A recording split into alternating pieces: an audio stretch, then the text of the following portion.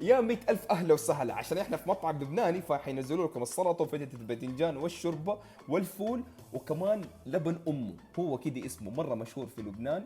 لبن ولحمة يعتبر من الأطباق الرئيسية، ورز بالشعيرية، فلا أحد يستغرب يعني ورز بالشعيرية وبثلاث أنواع من المقبلات، هذا كله حق شخص واحد بس ما شاء الله. ولو كنتوا شخصين تزيدوا عليها المويه واللبن اكيد طبعا، والشوربه كمان، ومشاوي من الاطباق الرئيسيه، والمقبلات كمان ما شاء الله تبارك الله. ولسه في عصير طبيعي للشخص وعصيرين للشخصين، وكل الطاوله هذه حقت شخصين بس.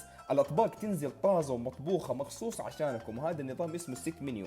عشان كذا انا احبه مو زي البوفيه، وانتوا تختاروا الطبق الرئيسي والمقبلات عشان يطبخ لكم هي الشيف، والعيش حار حار يسووا لكم هو قدامكم. واحسن خدمه مطعم ممكن تمر عليكم، ويفتحوا لكم السقف وتقعدوا احلى قعده شرحه.